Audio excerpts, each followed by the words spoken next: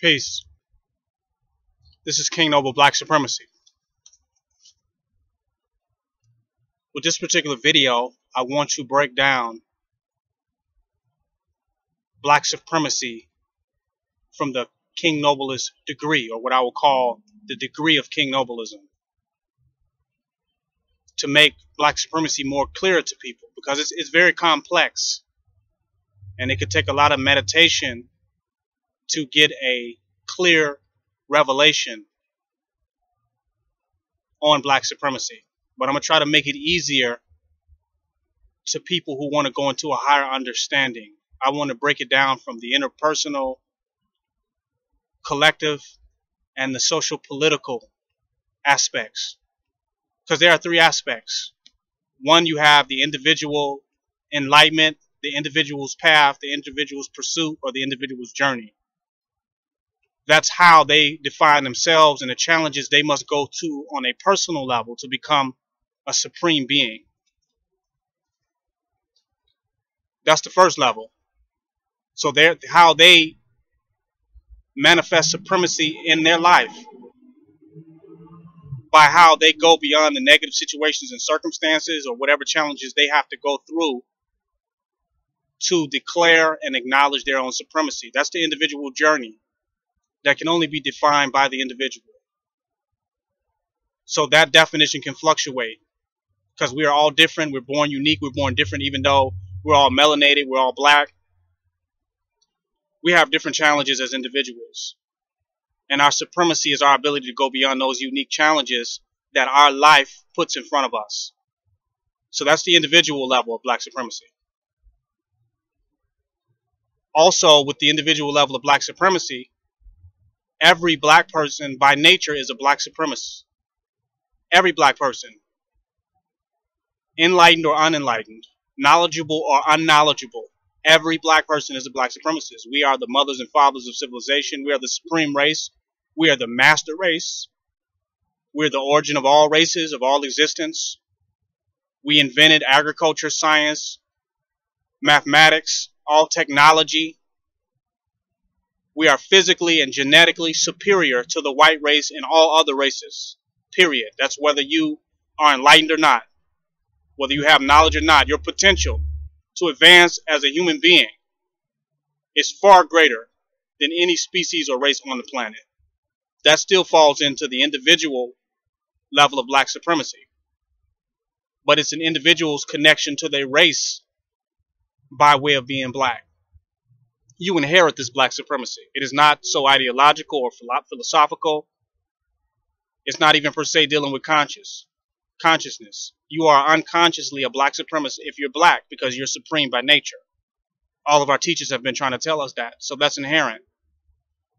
The next level, though, is the collective level. That's a group of individuals who have come together out of the acknowledgement of the supremacy of the race. They've come together in order to be sovereign, in order to fortify their existence, to become a political power in and of themselves, to become a group. In their realization of their Black supremacy, they're coming together among other Black supremacists and setting a standard to work together, to defend each other, to fortify each other, and to bring down the illusion of white supremacy by any means necessary. That's what I'm calling the collective Black supremacy, which seems like a group. It seems like an organization.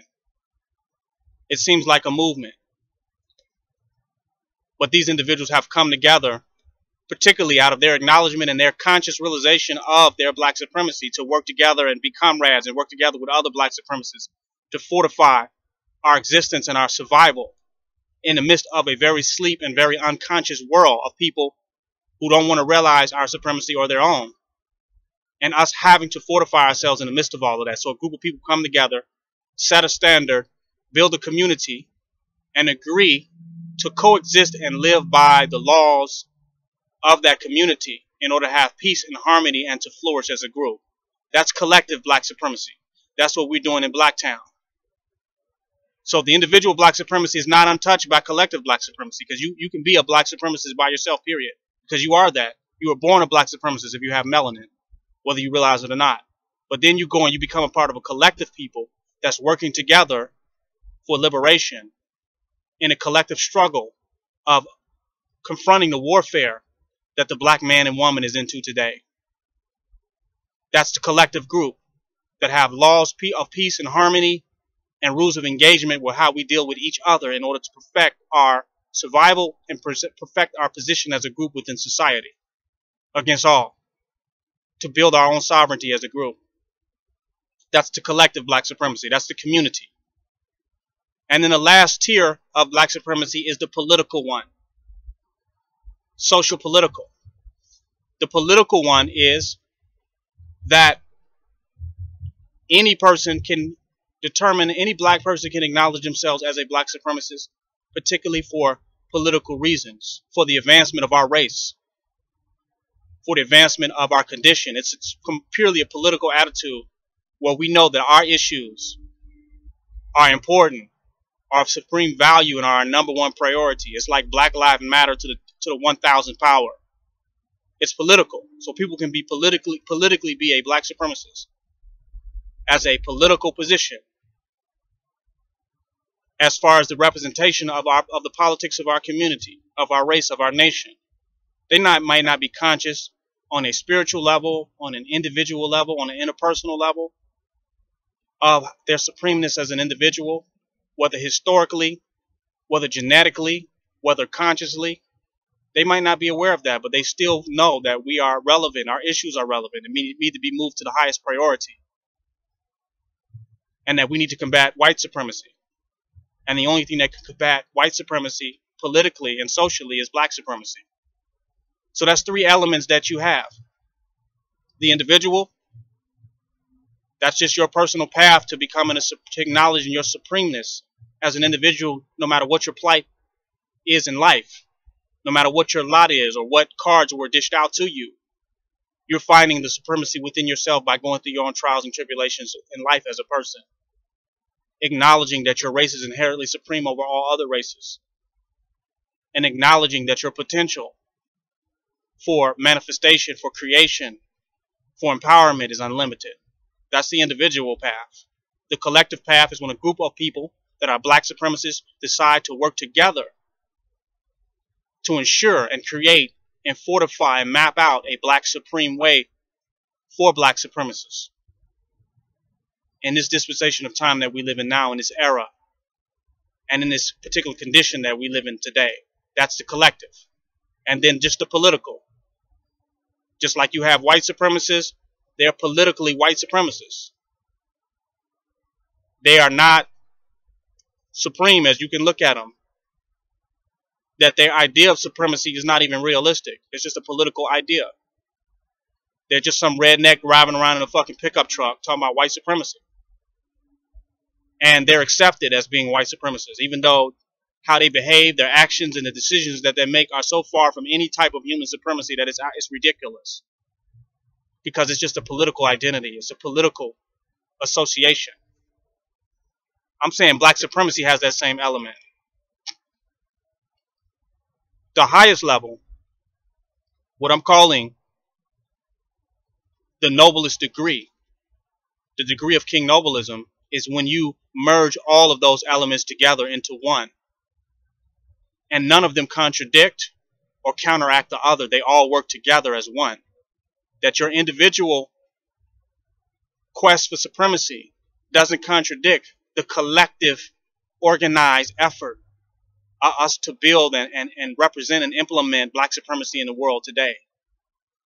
And that our collective desire as a group to build a group and come together where a lot of people are asleep and to form a black supremacist group, a black supremacist united front, in order for our voice and our energy to be represented and to be used in an organized and progressive sense, should not contradict one's individual quest towards the supremacy, realization of supremacy in their own lives over their obstacles and challenges and their unique situation.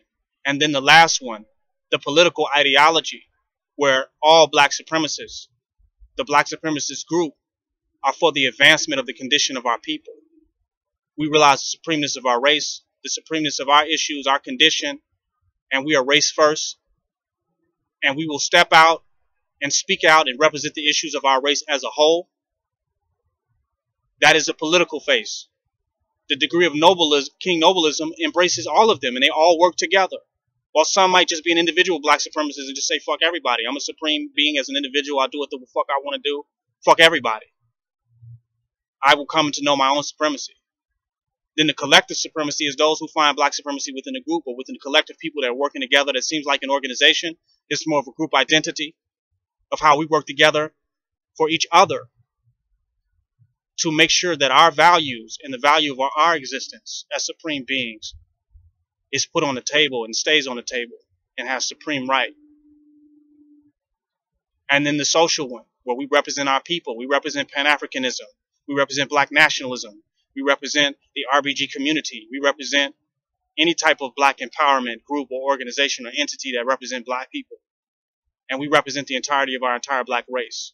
The degree of KINGnoble-ism encompasses all of them, and they work together harmoniously and homogeneously as one whole with complete understanding, without contradiction.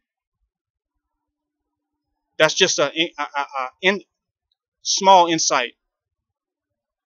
That's just a little bit of insight into the entire understanding of the multidimensionality of black supremacy, which the degree of KINGnoble-ism will do for you. This is King Noble Black Supremacy. Join my website, www.kingnobleuncensored.com.